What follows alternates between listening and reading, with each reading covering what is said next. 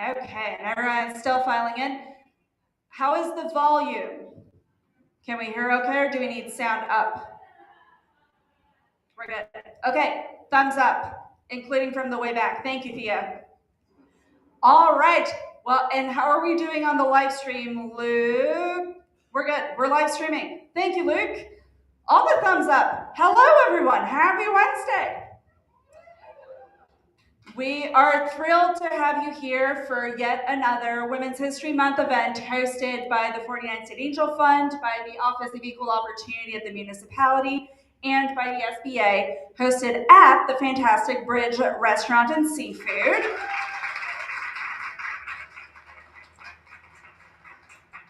So thank you for joining us. I'm Melanie Lucas Conwell. I run the 49 State Angel Fund. We're an early stage venture capital fund, and we're thrilled to be working with startups across Alaska.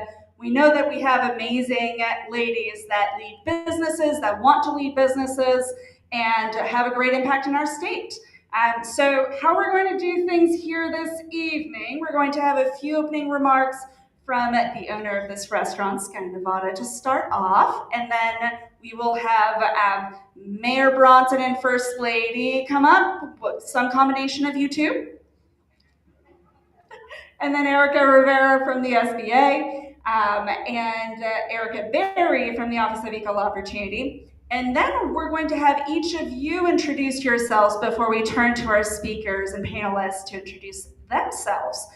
Now start thinking about what you're going to say, because this is going to be rapid fire. We are going to do it. We're going to go through the edges of the room first, come back down. We're going to go through the middle this way, come back down on this end.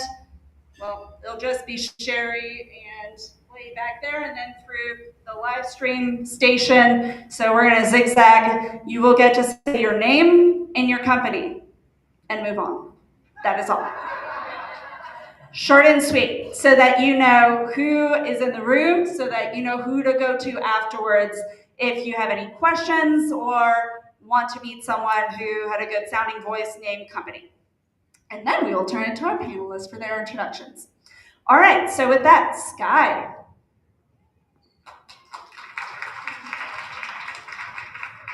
Hello, everyone. Thank you so much for joining us here today. My name is Sky Nevada. I am the managing partner of Bridge here at our lovely location. I'm so glad you can all join us.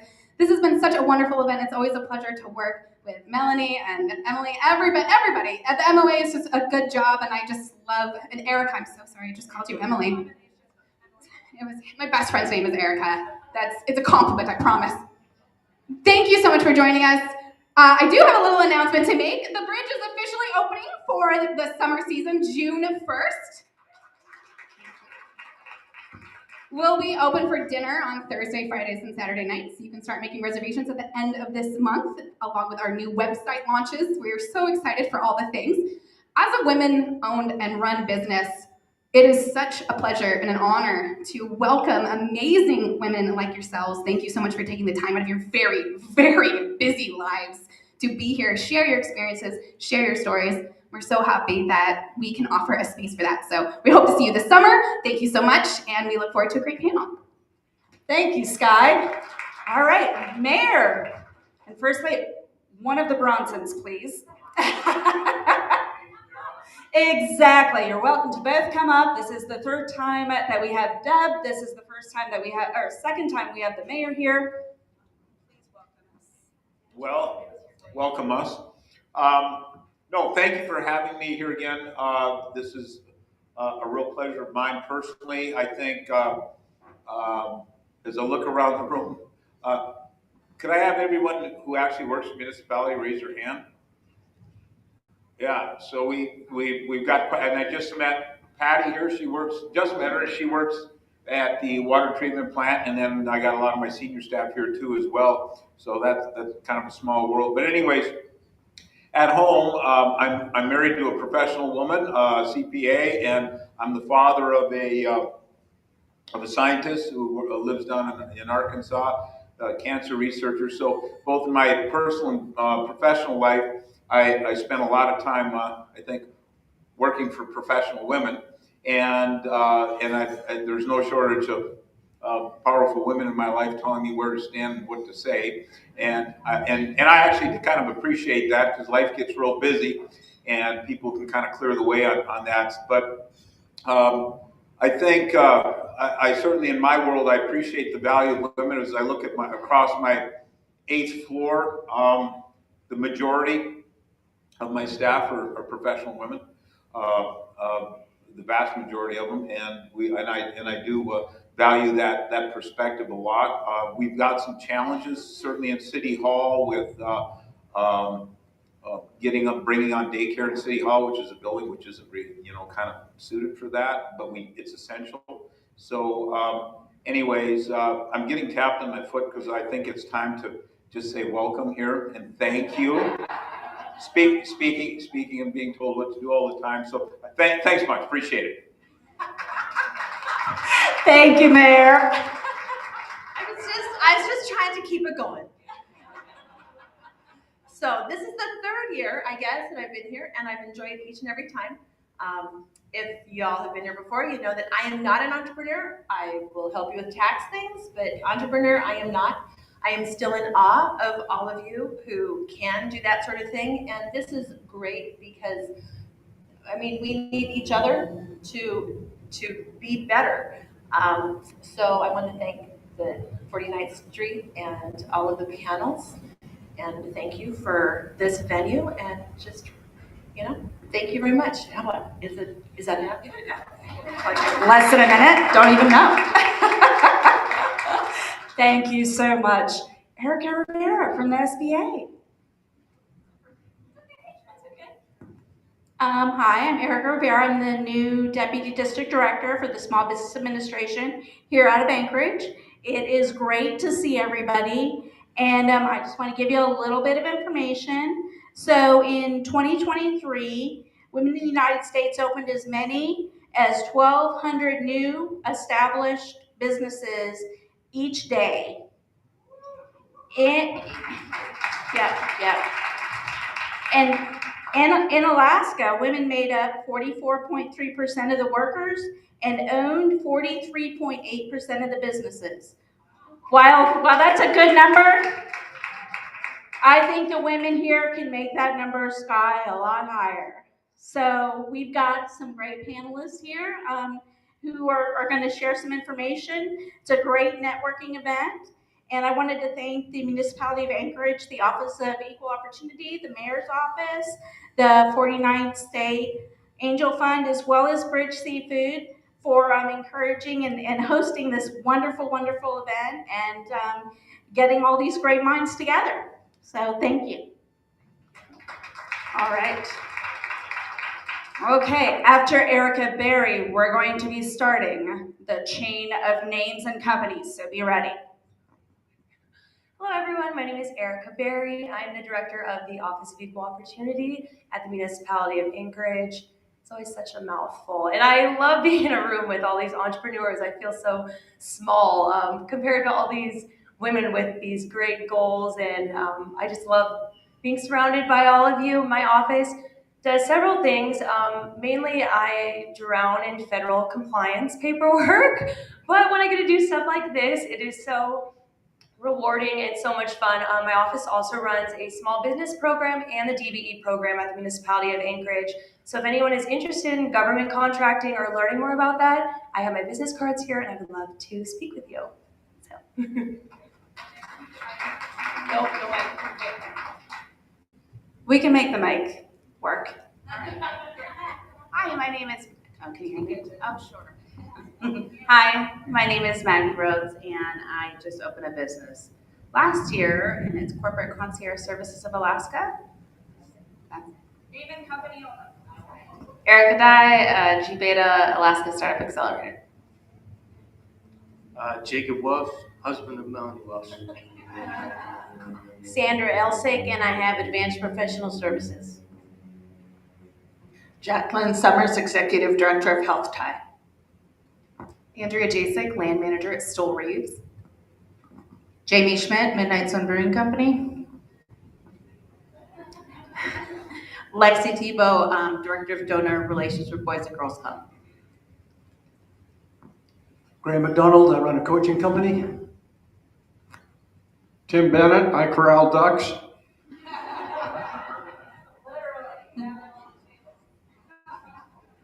Hi everyone, Alexis Johnson. I'm the Housing and Homeless Coordinator with the Municipality of Anchorage. And I'm Veronica Hoxie, Communications Director for Mayor Bronson's office. I'm Lisa Hatton. I'm the owner of EcoFocus of Alaska. I'm Nikki Holmes. I am the owner of Uptrack Consulting, the healthcare consulting company. Lexpi Devendran. I'm going to open a company called House of Teep. Good afternoon. Norma Lucero with the SBA, that's the Small Business Administration, Economic Development Specialist, Public Information Officers. It's part of my title. I know it is. It's a very long title. We know who you are. But... Yeah, Dave, Mayor. Deb, wife. Mine's middle school. Ashley Ebnett, Anchorage Economic Development Corporation. Abigail McClagan, Alaska Premier Auctions and Appraisals. Alicia Amberg, Executive Director of Associated General Contractors of Alaska. Patty Boyce, no company yet. I'm Eddie P., Classic Hits 102.1. Theo Ransom, small business lender with Business Impact Northwest. Aloha, Twyla Bumstead, owner of Ohana Media Group and Ohana Digital Services. I'm Anne-Marie Tavella. I'm a public contracts attorney with Davis Wright Tremaine. Natalie Gomez. I'm a workforce development manager at AEDC, but I also own Dahlia Salsa and also a food booth at the State Fair. Come get tacos. And then I also volunteer for the Scotty Gomez Foundation.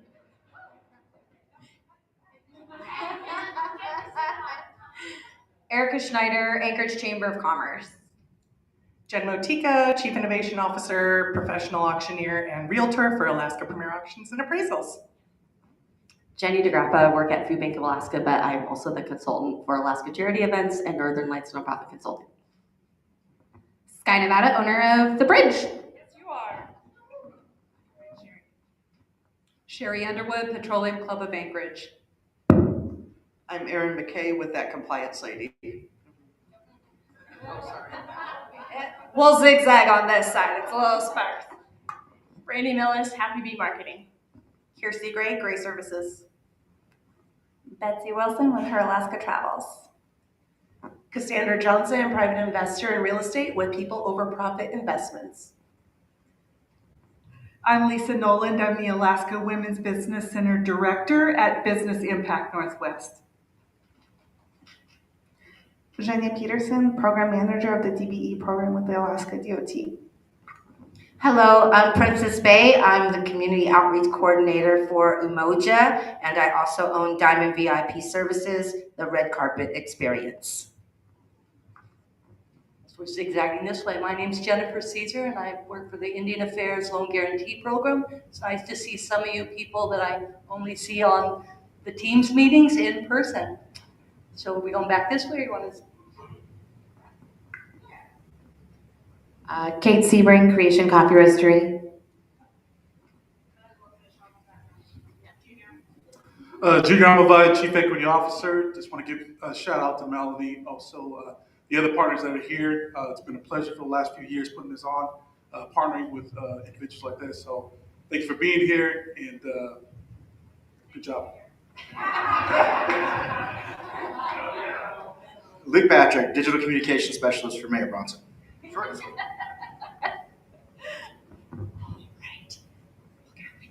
Hi, my name is Carrie. I'm retired, oil and gas industry, and I just really like the name of the event tonight. So.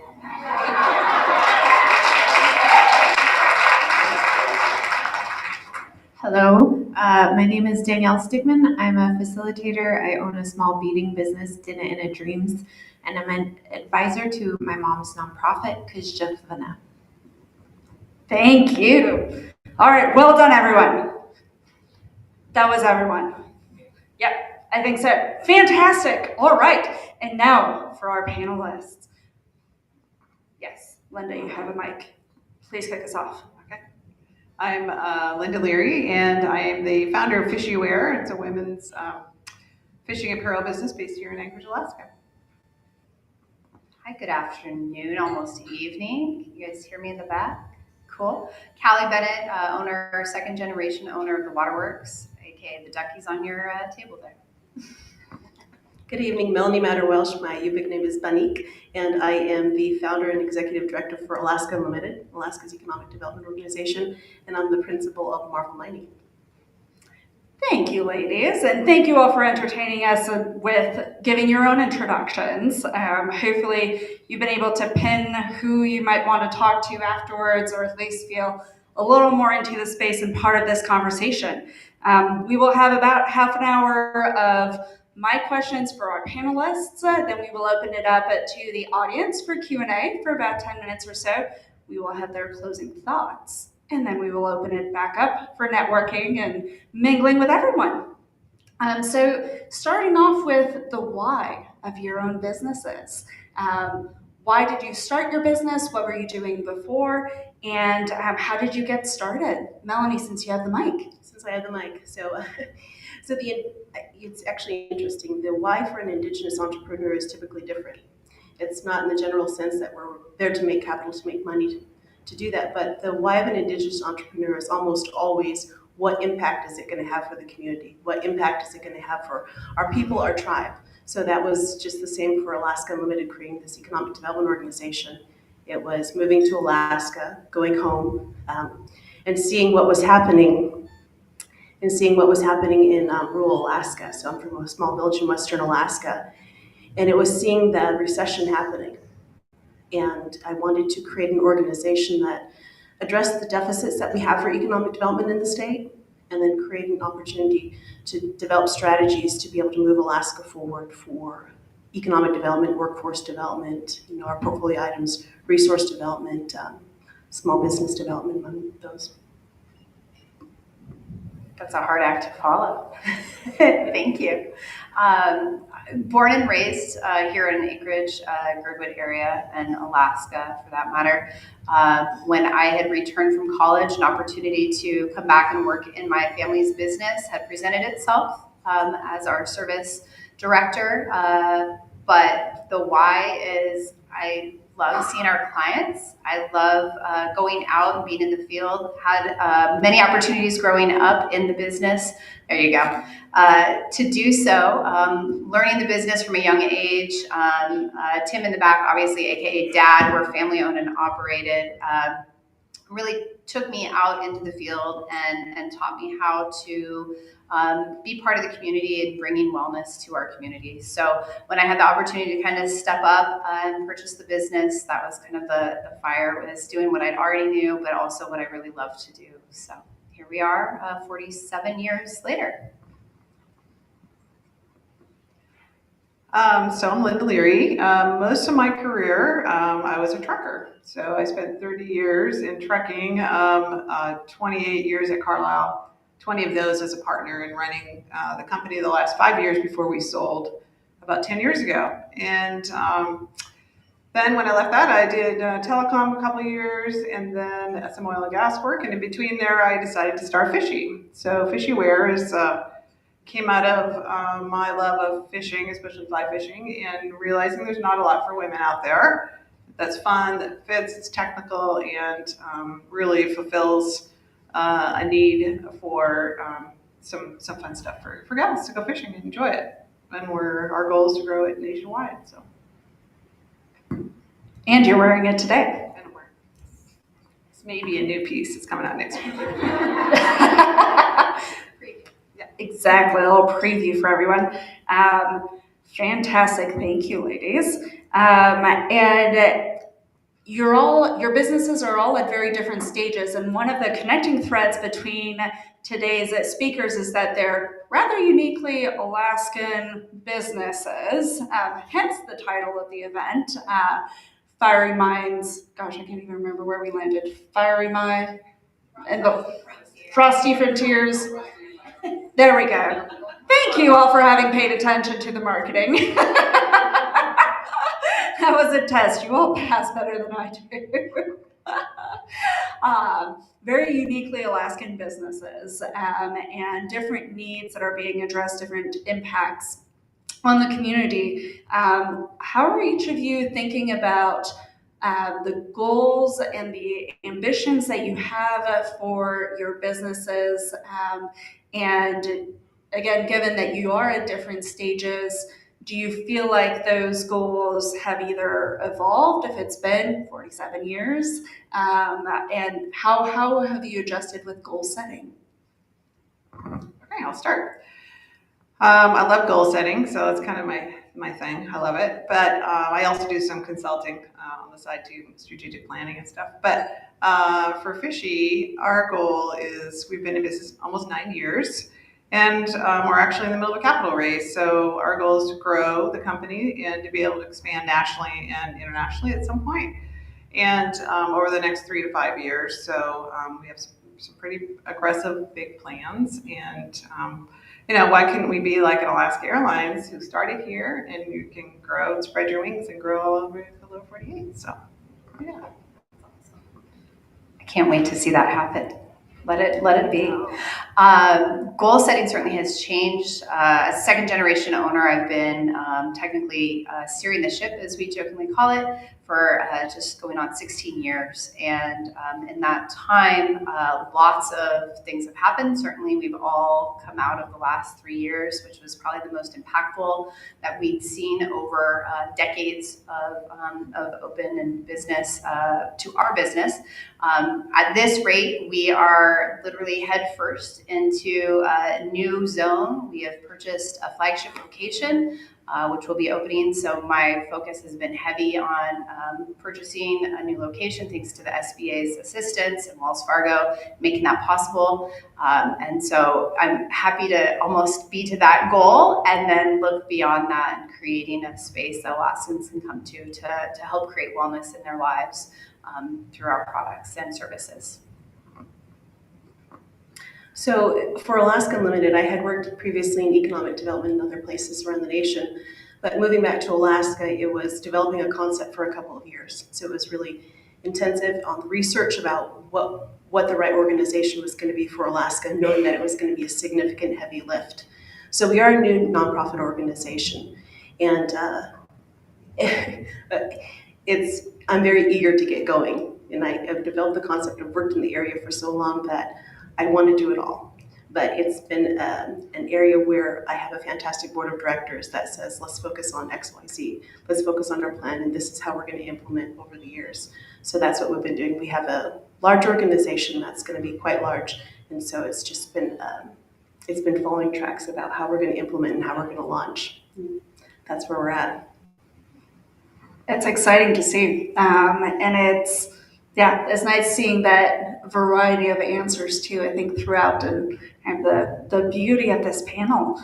And when thinking about the different pieces, how are you thinking about scaling your various businesses? Callie, you mentioned, of course, buying a flagship store. That's definitely a big, huge step. But what might that open, and how are each of you thinking about scaling and navigating that? Because that is a shift from starting a business towards then growing it and stepping into different shoes. And Melanie, of course, that's what do you aspire for it to look like?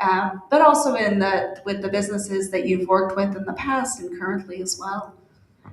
So for Alaska Unlimited, again, being a little different than a typical enterprise, it is understanding what the concept is and what the original design of the organization is, and it is a heavy lift. So it's just being able to take piece by piece to be able to implement it. But the concept was already developed, and it's just executing that plan now. So a little different than a typical enterprise. I'd like to just say we're at that beautiful white dry erase board, and now we get to write the future of where we want to be. But there is certainly a lot of planning that goes into where we have gotten. Looking forward, trying to sustain what it's taken to get there for the next 47 years. There's a fair amount of planning. I am learning a huge amount of marketing. Oh, Dave, should we get that? Would you like me to answer that? Secretary Callie.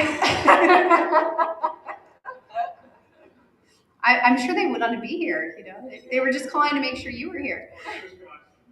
Oh, perfect. Is that the jet calling? Just kidding. So all of that being said, I really think within the business, where we're at, where we're going is like, and one of the things that SBA and Thrive has really done great is starting to look at strategic planning and look ahead in the next 3 to 5 years. Because in the reality, if you look back and everybody that is in a business or working in business or working administration, what happened over the last 3 to 5 years was pretty dramatic in everybody's lives.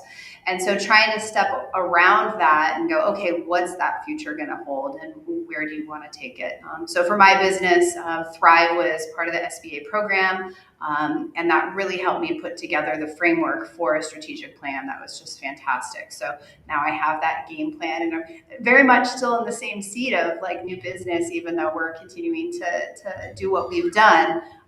Where we want to be in the next 3 to 5 years is pretty exciting. I don't know if, does that answer that? It does. Okay. Just thinking about scale, because I know that there are businesses in here that are thinking about growing, and perhaps encouraging to hear that even after 47 years, you're starting on a blank whiteboard. You get to write your future. Uh-huh.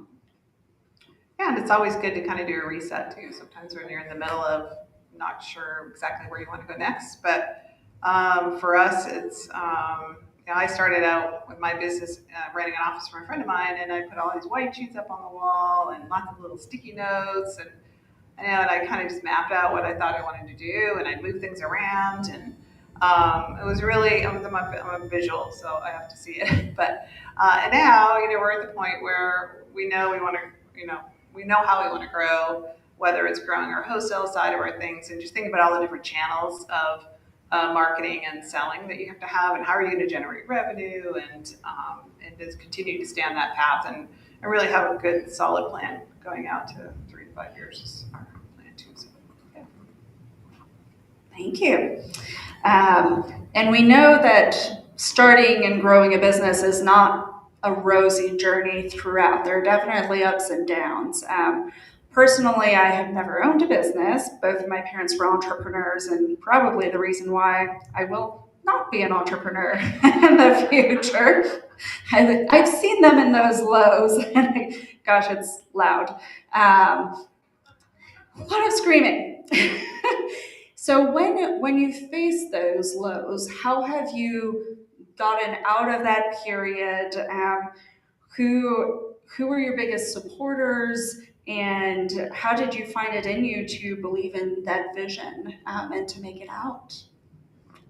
I think you just have to have a good network of people around you. It's just like you have networks of people here tonight, and you have people that have different strengths to help you, because you can't always have all the strengths and everything. Your superpowers aren't, and you can't have all the superpowers and everything around a business. So you need people to help you with that and talk to and brainstorm with and be creative and think through that, and always trying to keep really a vision on what your story is, where you're going, and what is your purpose and ambition for what you're doing, and keep that in focus. Everything Linda said. Absolutely. Holding that vision, I think, is key. One of our biggest challenges, of course, has been retaining wonderful employees and making sure that we're finding that our values all align. So as far as supporting goes, I have to say that the team that I've brought on board, and boy, I've had a lot of turnover over the last decade and change, has taught me a lot. Certainly my family is still with us, so I'm grateful for their impact every day. It's awesome. And I think you're on point. You have to build that network to support you through those steps. And thankfully I have you, SCORE, and the SBDC to reach beyond kind of my personal network of support. That's the emotional side. And then when you really get down to it, what does your business need and where can you be healthy there? So I think that kind of answers that a little bit. So being an Indigenous entrepreneur has been really challenging. And actually, me and my husband was active duty military for a number of years, and we traveled all around the world, and we traveled and I worked in different places, but the hardest place to be an Alaska Native for me was here in Anchorage, Alaska, quite honestly. And then opening a business here in Anchorage has been incredibly challenging. So it was hard to get in a lot of the doors. a lot of those weren't open to me as an Indigenous entrepreneur not associated with a Native corporation. So it was really important that I developed my concept, I developed my vision, and every single person that I had in my network understood specifically what that vision was and what we were accomplishing and what we needed to accomplish, quite honestly, for Alaska. And so what I did is I developed my board of directors very specifically and strategically, that each one of them are my friends, they're my mentors, and they're subject matter experts in all those portfolio items. So they absolutely, and they have the can-do attitude most importantly. So it's not just a talking organization, it's an execute organization. So at those times that it's one of those opportunities to go and reflect and say, this is the purpose. I remember living and growing up in that village of 500 people. I know what my mother and my grandmother had to do for me to be here. And absolutely, I'm gonna open any damn door I want to. You get to keep that, Mike. Absolutely, and this event is hopefully a door opener. Think there was a gentleman who emailed me and asked, like, well, is it ladies only or are men also invited? And I think he might be in the room here today. And I said, well, no, of course it's all genders. It's a welcoming environment, and that's how women do business. Absolutely opening the doors. And speaking of workforce and motivating employees, there were a few questions from attendees in the room around workforce development. How do you retain, how do you attract employees? I think everyone here is feeling that pain. I'm seeing some eyes roll and some nodding heads. Have you handled ever-changing workforce challenges and motivating employees, especially knowing, as Kelly, you mentioned, the last 3-5 years have been very different? And how are you thinking about it? What have you done right, perhaps? What lessons have you learned, and how are you thinking about it going forward? So we do workforce a little bit differently with Alaska Unlimited. It's one of our portfolio items and focuses, workforce development, small business development. And within that, we advise different entities, one being the State of Alaska Department of Labor and Workforce Development, and understand and inventory our assets in state, and how can we best utilize those assets? What programs could we create? Simple programs and solutions like Department of Defense has a transitioning skills, a skills bridge program, skills bridge program for transitioning service members. And what can the State of Alaska do to be able to retain those workers in state? So it's finding those solutions, executing those solutions. And then we're also, the Alaska Safety Alliance is actually hosting an advisory council for the Workforce 2030 statewide plan. So we're working in those areas and advising in those areas. And then I do other work in nationally regarding workforce development with different federal agencies too. So a little different as opposed to just the employer. Well, we currently are at 17 employees. I will speak to, thank goodness for our vets, and thanks to our vets currently in the room. We have been extremely successful in working with kind of an outreach for hiring vets that are ready for their first civilian job. So over the years, we're probably at 6 or 7, give or take, at any time. Currently, I think we're sitting at 3. So we're super grateful for those folks that have served and then are ready for kind of that next step. It's pretty awesome. And they come to us with amazing leadership skills that I would love to have joined and learned. Instead, my trial by fire.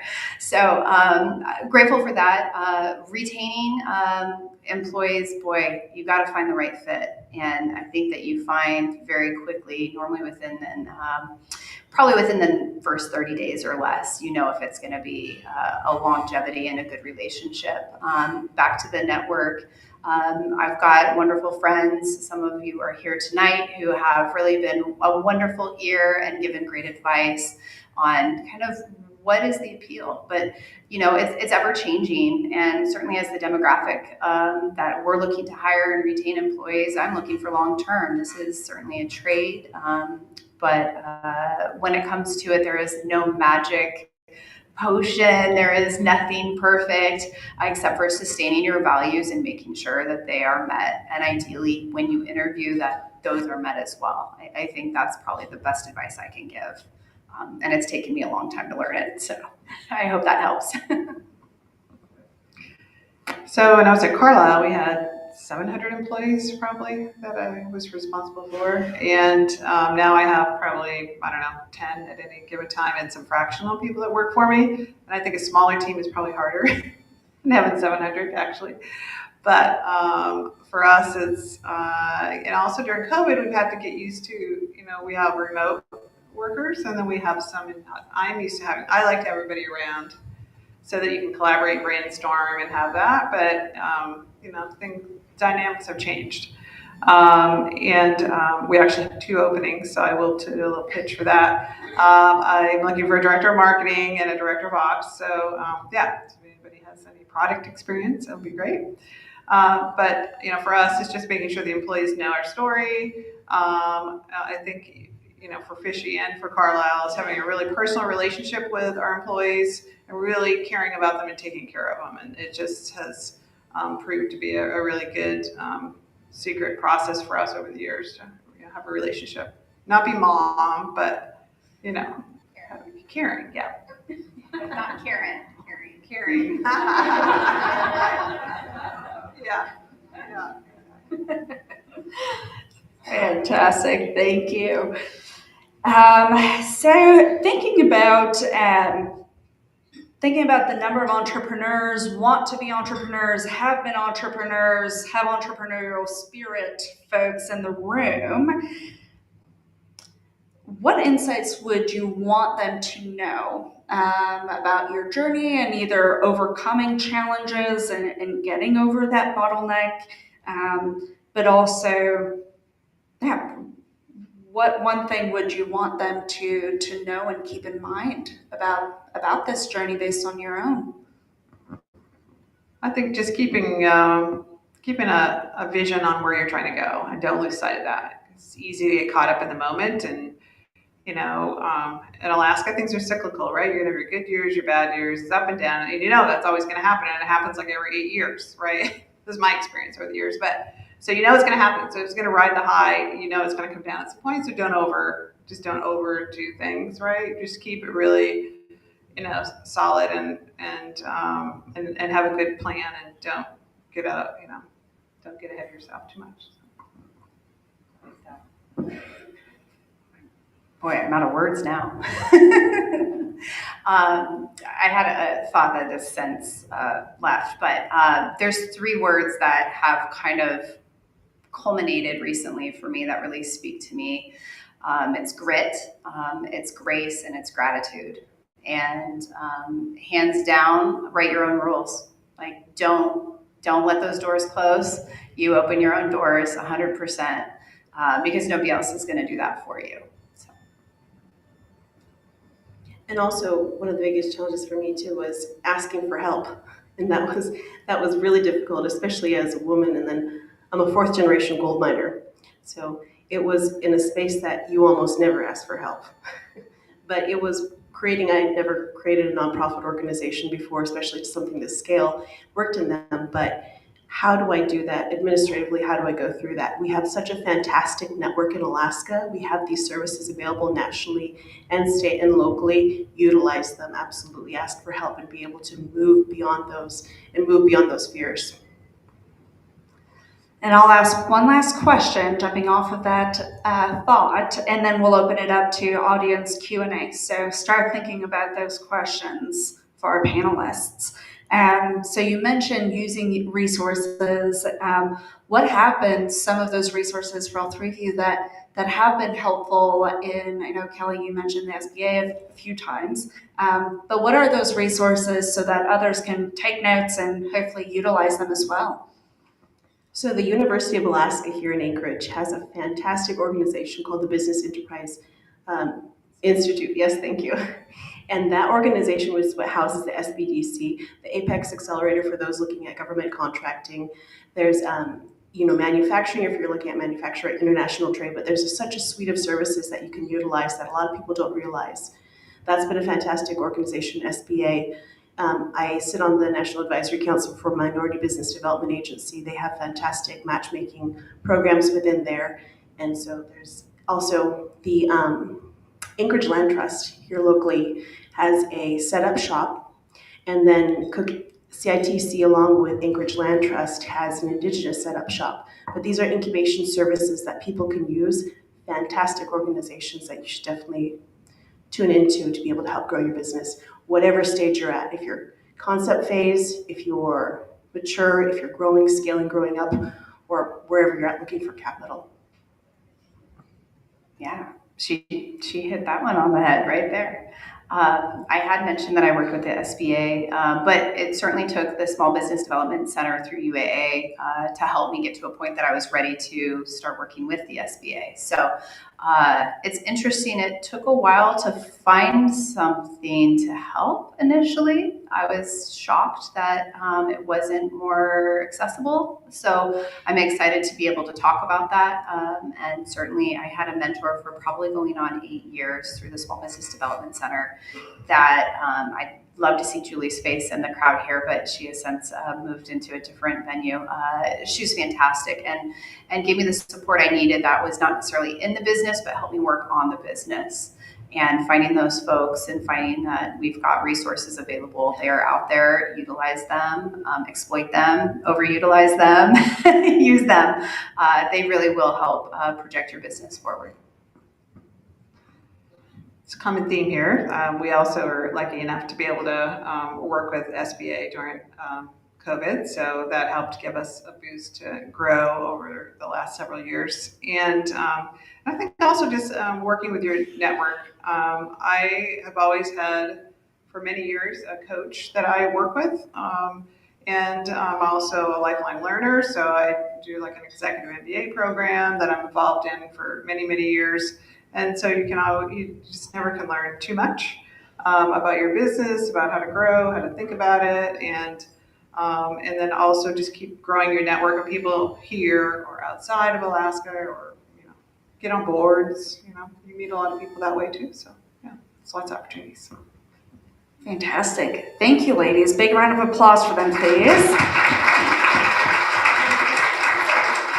All right. Who's going to ask a question? Erica.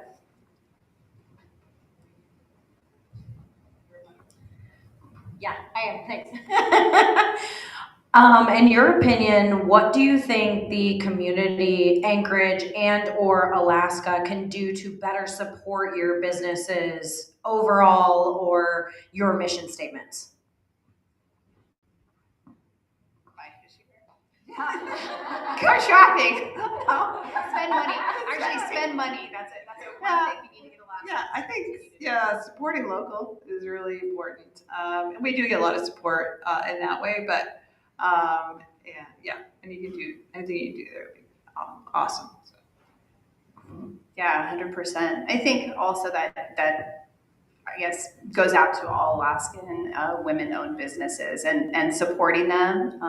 I would love, we have this Made in Alaska stamp. I'd love to see women-owned as one of those. I think that could be really powerful. So kind of hearkening to rural Alaska, it's such a different landscape there and it's such a different environment there. There needs to be a lot more. So we need to be focusing on how we can go and impact those rural communities, how we can build diverse communities, building these up. But those are discussions that we have in developing those strategies for being able to serve those communities. So we need to be able to pipeline those services and have services available to those rural communities, and also know what our inventory is, right? A lot of the people in Alaska who are starting their business don't realize that the University of Alaska has BEI, or that SBA funds SBDC, or where to go to, or the women's center here. So with Business Impact Northwest. See, exactly that one. But being able to inventory those and making sure that we have the pipeline so people are aware of exactly what exists, as opposed to having to go and find these Easter eggs to be able to access those. So we could do a better job of going and supporting that. Next question. You ladies have so much to be proud of in your lives, and oftentimes we are focusing on a big picture or a big goal or a big accomplishment. but I would love to hear an example of a small win that really made your guys' day, maybe in the last year or so, that you're really proud of. A small one, maybe. I know that's hard to think of sometimes. All of us are always focused on the big picture, especially at your level, but what's something small that happened to you that you were just like, yay? With that squeal too. Yeah. So honestly, I'm a mother of three. So my youngest is in elementary school, my oldest is in college.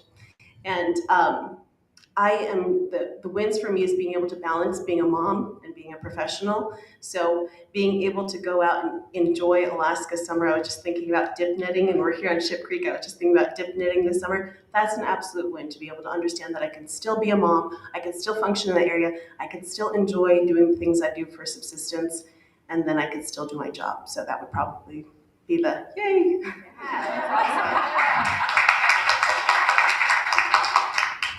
I'll talk to that life balance, right?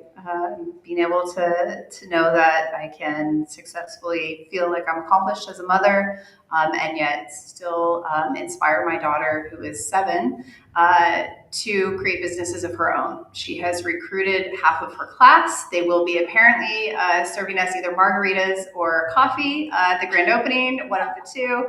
But that's really cool, and definitely kind of a small but big win when she can see how hard I work and she turns around and gets to put that into her own vision.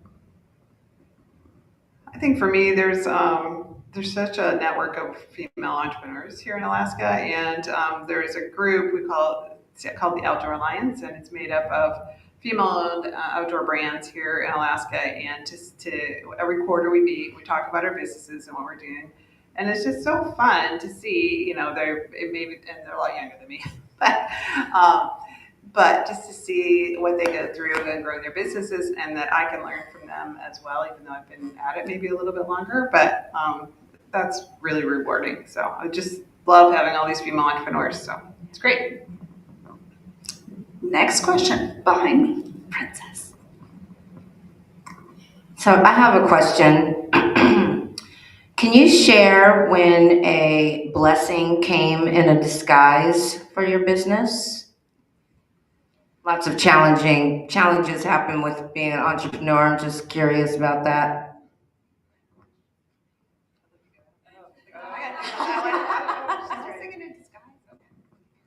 So I actually just gave a speech on this for a Skills USA competition yesterday in Fairbanks for high school students. It's resiliency, it's failing, falling that bring you forward, that allow you to succeed. And so absolutely every single time that I was challenged in Alaska, every single time that I didn't meet a deadline or I didn't have an open invitation to do something, it was one of those opportunities to say, how is this going to make it better? How can I reassess and how can I move forward? So those are all opportunities to build on, to grow on, to do better on. Yeah, boy, I'm thinking on this one. There's so many blessings to be grateful for.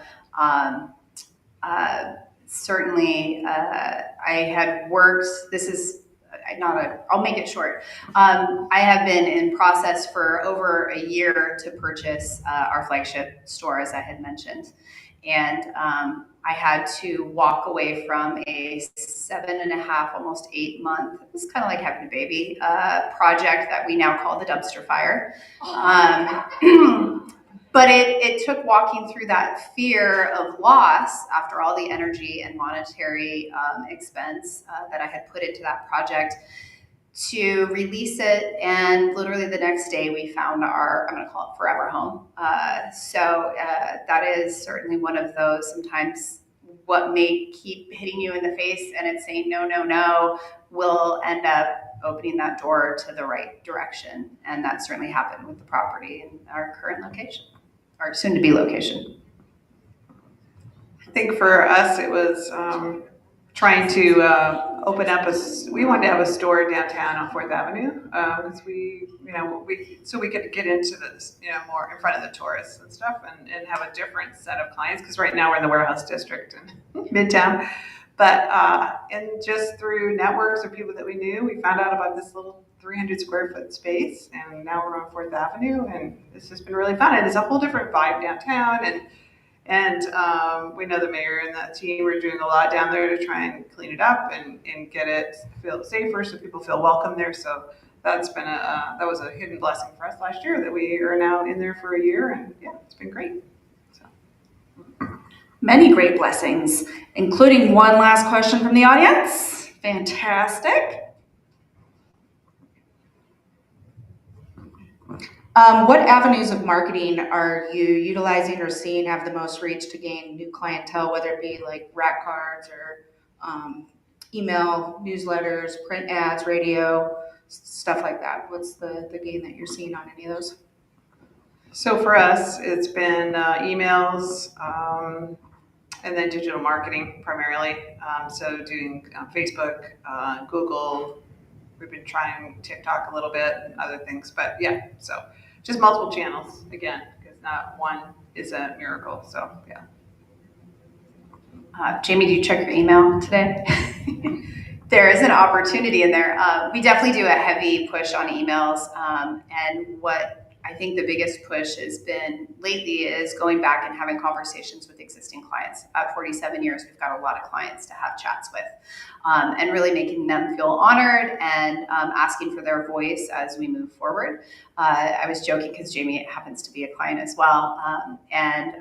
What we did here just today, we launched was a Google goal. We would like 100 new reviews by May 1st, which will hopefully push our SEO up above our more recent competition in the marketplace, which is a good push and kind of a back to, you know, grassroots marketing concepts in the digital age. I think we really have to step into that, knowing that we have to rely on our existing clients to get there. Just giving Google, like the monster Google money, is not the answer. Yeah, it's all avenues and really asking for those stories and for that communication and asking for that support from existing clients is huge. So. And we're still relatively new, so we still haven't fully gotten to that marketing space yet, but we use emails and we're starting to do social media, but it'll be interesting to see how it develops and how we continue to grow there, especially with kind of how everything's transitioning over. So. Fantastic. And one final question for all of you for this evening, and then you're all released to eat the remaining food and drink one or two safely drinks to get back home. How can this community, majority of women in this room, but also our male allies, uplift and amplify women business owners here in Alaska? And I know you touched on it a little bit, but final thought on that. So Women's History Month, recognizing, especially in Alaska, I feel like we're a little bit behind the game, but recognizing the power that women have and their abilities to multitask, their abilities to see things globally. So it's utilizing that and then just helping to go and amplify their voices, helping to go and pave the way for them to be able to do great work. Alaskan women are different. We are absolutely different. We pull huge salmon out of the river. We drive big trucks. We drive big trucks. I grew up. We hunt moose and caribou, and I learned how to drive a bulldozer before I learned how to drive a truck. I mean, so it's understanding that we are unique and we absolutely can do fantastic things in the state. Wonderful. I think I mentioned kind of the concept of supporting women-owned businesses and maybe looking at pushing some recognition beyond, maybe it's a Made in Alaska or women-owned business, it's Alaskan women-owned business, something along those lines could be really helpful. I had previously worked way back in the day with a high school level group. I'm not sure if they're still around. It's Alaska Association of Student Governments, and it's ASOG, and it really did a great job at the high school level of bringing together both rural and we call it the city kids, and starting to have conversations at that level. I mean, even the second grade level, getting this out there that women can run businesses and starting at a very young age to get that as a seed that gets planted and nurtured, and making sure that they're aware and hopefully mentored as they grow. So one of the things I've always tried to do is always give back more than you take, right? And so when you're working with people that you want to network with, always making sure that you're giving double back to them that you may ask from them. And I also, every spring, my friend Judy and I host a women's breakfast at Fishy Wear, and we invite female leaders, and then we always ask them to bring a young emerging leader, right? Because we want to really, it's really fun for me to try to help and mentor and see young leaders coming up. And, you know, I don't have that many more, well, I could work for a long time still, but anyhow, it wasn't that long ago. I was 20, honestly. So it was so much fun to be able to grow. And I think in Alaska, I mean, most of my career has been working with guys, you know, in trucking for many, many years, but it doesn't matter if you're a guy or a gal, you can do whatever you put your mind to, just have a good plan and then just stay focused and carry it out. So. Love it. Well, a big round of applause for these ladies. Thank you so very much to our panelists. Thank you to all of you for spending your time here. Mayor Bronson, I know you have a few things on your plate these days, so thank you for your time. And enjoy the food and the space.